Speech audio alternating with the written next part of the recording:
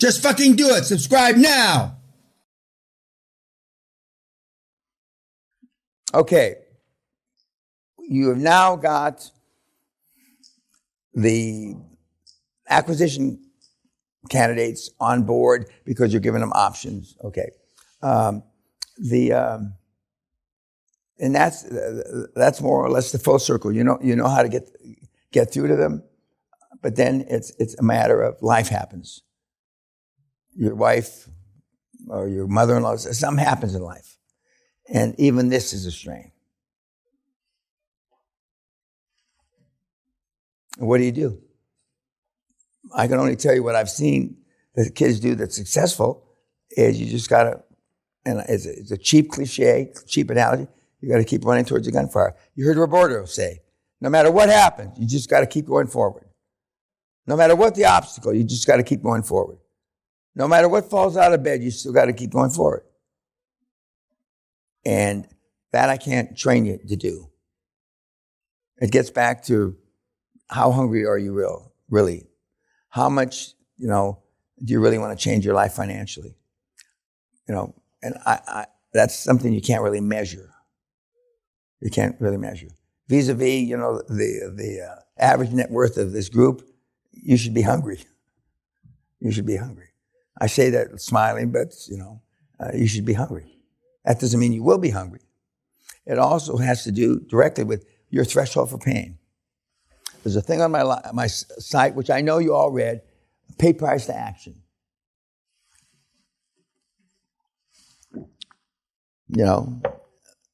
Allegedly, you want to lose weight, caloric intake reduction, more exercise.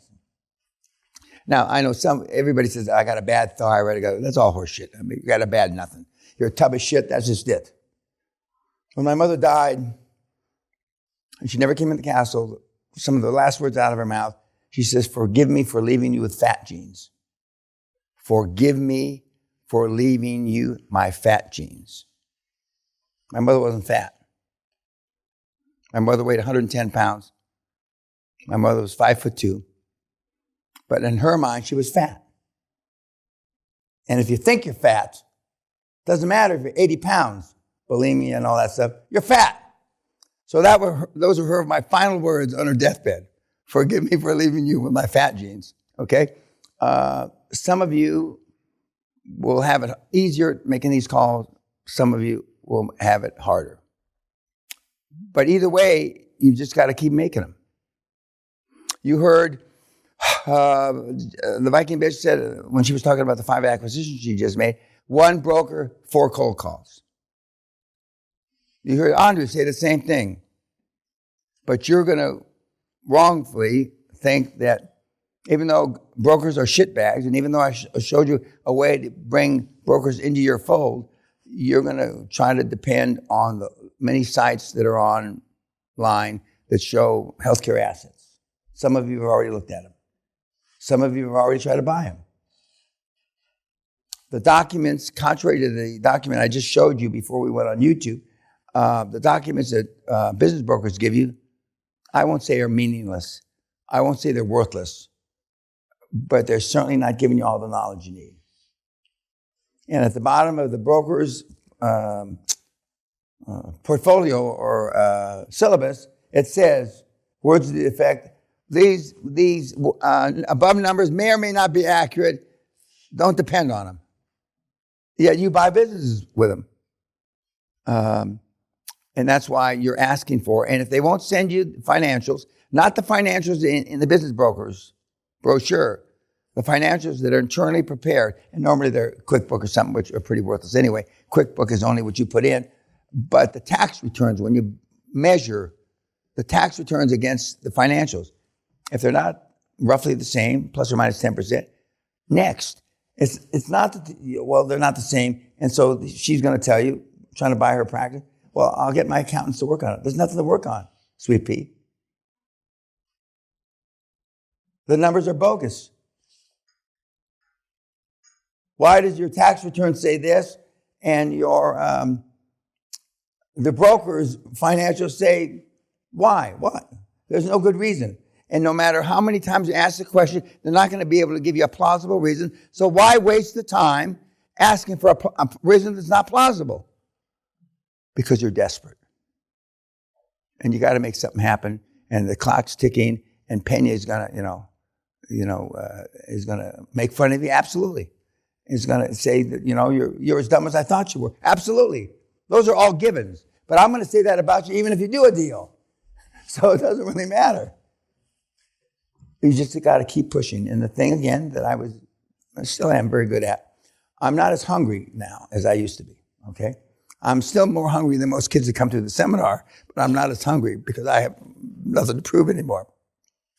And I just know that there's always a prettier girl or a prettier deal or the deal of your life around the corner. But you got to kiss the frog, turn over the rock. You heard Roberto say it, okay? But if you don't turn over the rock, kiss the frog, you're never going to know. If you never go around the corner to see if there's a prettier girl around the corner, you're never going to know. And I'm telling you, I told you, the exercise we went to when the great salesman I used to know, he's dead now. He said, you sit in my limo and I'm going to ask girls to have sex. And then the 17th girl said, your place or mine, came into the back of the limo. And she smiled at me and said, well, I haven't done a menage a trois in a while. He asked 17 times.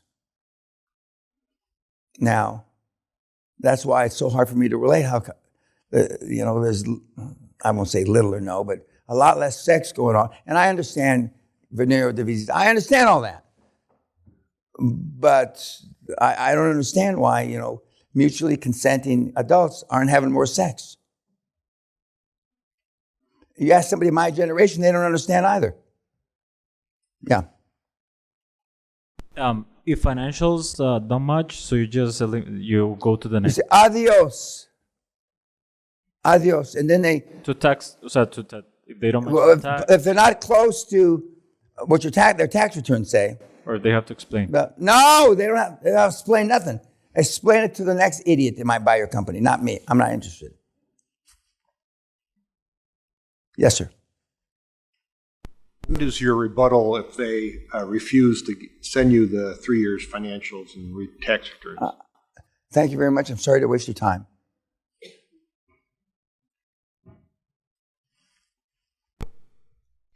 I have just two short questions. What if only one's short and one's long? I'm sorry, come again? Huh? Okay, what are the questions? Never mind, right. So in the UK, at your first board meeting, do you need a notary present? In the UK, notaries aren't required. In other countries, they are required. But you're going to have somebody take notes. This is also in your scripts. Normally the corporate lawyer is assigned to be the corporate secretary for that board meeting. Normally, okay? And he takes notes. And then when he takes notes, then he gives you the founder notes, and you make corrections. Then you send them around to all the board members for corrections, additions, deletions, and then normally not too much. And then you send them to the chairman. The chairperson has the final say, and then he'll make the changes or whatever. But board meeting notes, it's better to err on the short side, not the long side. And other than all votes are unanimous, that's the most important thing about the... So when you go downtown and you're a public company and the judge and the opposing lawyers are saying that, almost every one of your things that you voted through was, just by a majority, 6-5 or 6-4, you can show that your board has always been supportive and shareholders' interests have always been primary in your mind. And there's all kinds of things you say. And but you're there, in the beginning you are trying to benefit the shareholder, but you're the shareholder in the beginning. You're the major shareholder. So you can say with your hand on your heart, I've always been looking out for shareholders' interests, which is true. And then the opposing lawyer said, well, you had 82%, and, how much did you really care about the 2%? Did everybody understand what I just said? Anything else?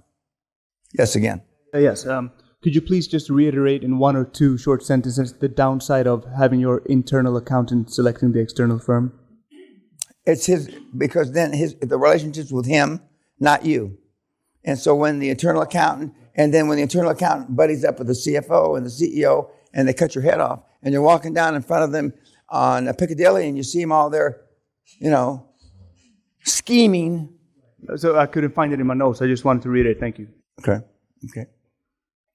Now, again, I mean, you've heard Roberto, you've heard a bunch of people say 95% of the things you're worried about don't happen. It's really more than 95. It's probably 98. But 95, they don't happen. I mean, now some of the shit shows that you've described or potentially are worried about are because you caused them. They lose faith in you because of your lack of leadership or no leadership, or you changed your mind. In this world, you don't change your fucking mind. And gals, listen closely, because gals change their mind more than men. When you say something out your fat lips, that's concrete.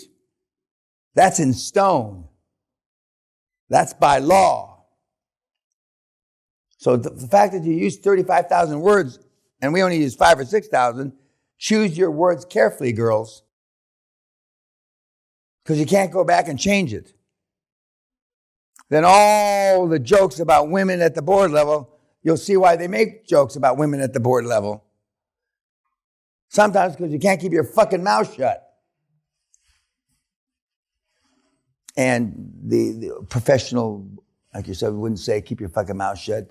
I mean, you need to, as Churchill used to say, you have to be judicious with the truth. Judicious.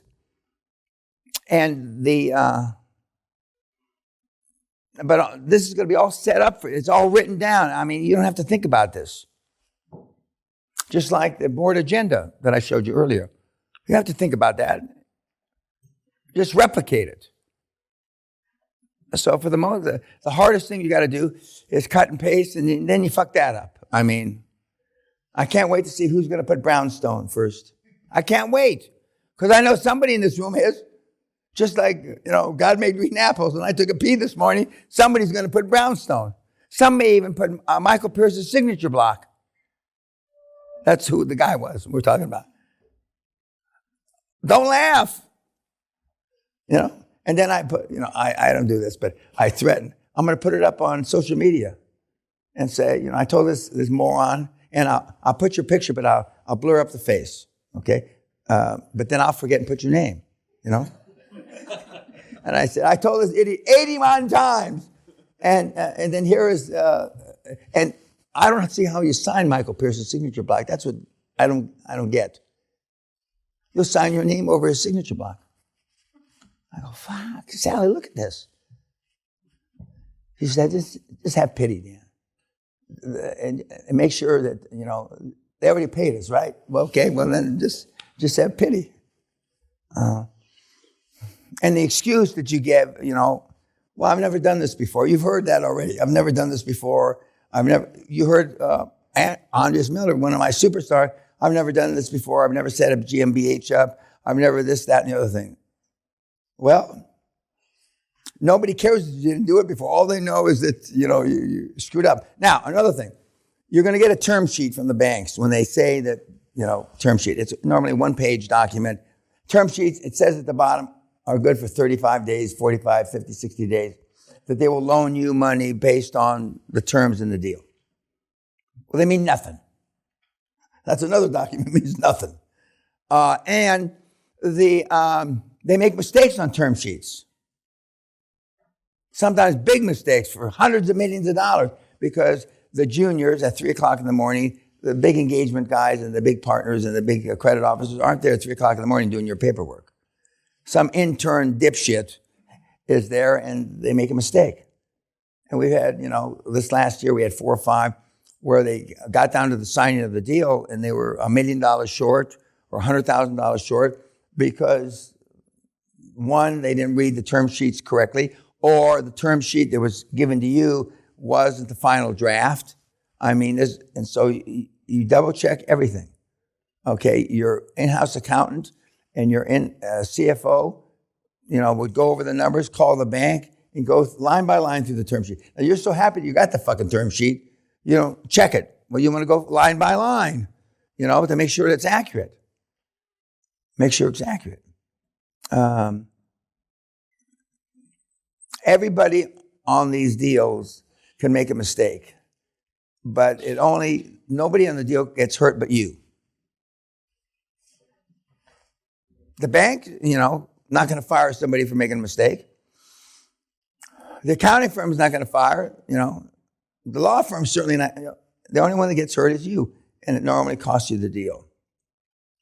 Now, in some parts of the world, and I know and some of you are from these parts of the world, the closing documents are read every page. You know how I told you how you initial? You go through every page to make sure it's the same document that we all agreed upon. And we've gone back. Page 89 has been replaced. Page 111 had been replaced. And they coincidentally make the wording when they retype it on a PDF. So the same word that you need at the top of the left-hand corner. So, but they're different terms. Now, there's, you know, some of you with non-white skin, that's the part of the world that this happens. So you're thinking you're signing the documents, but page 89 is different. Page 122 is different. And just what a coincidence. Page 89 and 122 hurts you and benefits the other side. What a coincidence. And that's why the big firms go through the documents page by page with both sides sitting across from each other. And, you know, and that's just the way it is. That's just the way it is. Now you're slappy happy, so happy you're closing your first deal. You know, and so now I haven't, when I went to court and Department of Justice was chasing me years ago, I had signed my name 11,000 times as CEO. 11,000 times, okay? And when they asked me, do you have recollection of, I signed a lot of documents, Your Honor, but I don't know if it was 11,000 or, and so you're here to tell the court that even though you signed it, they try to make you sound like a bad person. Even though you signed it, you're not sure what you signed. As the CEO of a public company, a big public, but that's not exactly how I looked at it, Your Honor. But I did sign a lot of documents, and today I can't recall every document I signed. Okay? But when I got thrown out of Great Western, they said that I had stolen a bunch of money. And so they spent more than $1 million on the audit. And there was $1,100 I couldn't account for. $1,100. These are out of hundreds of millions. I couldn't account for $1,100. And of course I stood up and I said, so we're having this multi-million-dollar trial over $1,000? So I pulled it out of my pocket. Well, I'm a couple hundred short, but here's $800 on account for the $1,100 you said I might have taken. But I didn't take any money, but they spent over $1 million on a forensic accounting of everything I signed, every penny blah, blah, blah. But I was very, very clear. I didn't spend the company money on me. I didn't spend the company money. Okay. Yes, sir, in the back. In regards to the lawyers, just want to make that clear because I'm like rehearsing everything. So when I go to the firm, I'm just going to tell them there's not going to... Okay. You're talking about a law firm? Yes, the law firm. Accountant firms as well. When I go to them, basically, I'm just going to tell them basically sell them into a deal that I found that I'm going to be paying them, but after we... No, that's exactly not how you're going to do it. You're going to follow the script. Oh, okay, so You have a fucking script. There's a reason why I call him pendejo. There's a fucking script that says the exact words you say. Okay. Just want to make sure. Well, we're not leaving it to your devices. And I mean follow word for word. I mean... The notary, it was called notary, right? Well, some places you need a notary, some places you don't. Is that something, somebody that I have to pay up front, or that's also somebody who... Yes. They don't do it on a delayed fee, the notary. All right, just making sure. Now, is this as funny as I think it is? I mean, are you a stand-up comic? Are you a comic? I thought you were a pimp in front of a whorehouse or something. I mean... Are these questions for real? I mean, the accountants and the lawyers will do it to late fees. The accountants and lawyers will let you meet in their offices for no money. The notary you got to pay, because when he signs the document, to the extent that you use a notary, his signature cannot be contingent on payment. So whereas you can buy lawyers and judges. I'm told. I've never been involved in that kind of stuff myself, but you can buy lawyers and judges, and I've even heard that you can buy the odd jury from time to time, depending on where you're in the world. But the notaries, you got to pay up front. And if you're doing it in Mexico, they probably want it 2 weeks in advance. Yeah. Somebody else's hand was up. Okay.